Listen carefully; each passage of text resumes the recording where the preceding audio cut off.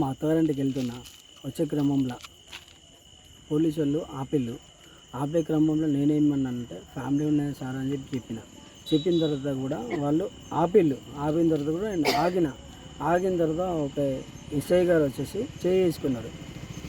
చేసుకున్న తర్వాత నేను ఆగి సార్ ఇట్లా చేయండి సార్ అని మాట్లాడినా.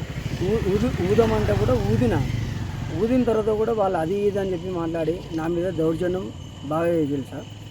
దీన్ని కొంచెం మీరు గమనించి మీరు ఇది దృష్టిలో పెట్టుకొని కొంచెం భావించి మీరు అన్ని విధాలుగా చేయాలని నాది అభివందన సార్. సరే ఇక్కడ ఉండే లొల్లు ఎక్కువ అవుతుంది కదా, అమ్మ వాళ్ళ ఇంటికి పోదాం బా అని వస్తాను.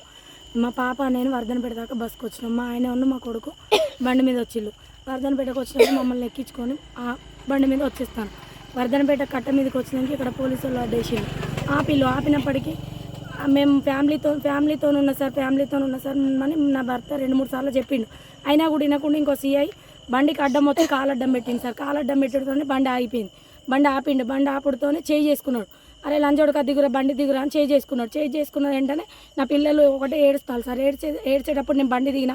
అన్నయ్య ఇంటికాడ గొడవ అయింది, మేము ప్రాణభయం మీద బయటకు వచ్చినాము, మా అమ్మ వాళ్ళ ఇంటికి వెళ్తాము, మీ దండం పెడతా కాలు మొక్తా, మా ఆయన తాగే ఉన్నాడు, పిల్లలు ఏడుస్తారు అన్నయ్య మమ్మల్ని వదిలిపెట్టండి, మా తప్పు మేము ఒప్పుకుంటాం కదా అని చెప్పినా కూడా అట్లా కాదు ఇట్లా కాదని బండి తాళం గుంజుకున్నారు, మా ఆయన ఫోన్ గుంజుకున్నారు.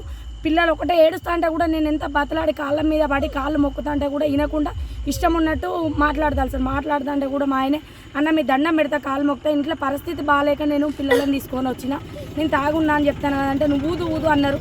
2-3 సార్లు ఊదినా కూడా ఊదేది కరెక్ట్ రాకపోయేసరికి వాళ్ళు ఇష్టం ఉన్నట్టు చుట్టూ 4-5 పోలీసులు చుట్టూ ఉండి ఆయన మీద దౌర్జన్యం చేసి ఈ చీకట్లో ఈ కట్ట మీద మమ్మల్ని ఇక్కడ వదిలేసి 10 మంది వచ్చి ఎంత వాళ్ళ బండి వాళ్ళకి ఇచ్చేయండి, పిల్లలు ఉన్నారు, వాళ్ళ పిల్లలు ఏడుస్తారు, వాళ్ళ భార్య బతలాడుతుంది అని చెప్పినా కూడా వినకుండా మమ్మల్ని ఇక్కడ వదిలేసి మా ఫోన్ గుంజుకున్నారు. బండి తాళము, బండ్ల పైసలు ఉన్నాయి, బండి పట్టుకొని మమ్మల్ని ఇక్కడ నడి రోడ్డు మీద ఈ చీకట్లో వదిలిపెట్టి పోయిళ్ళు మమ్మల్ని.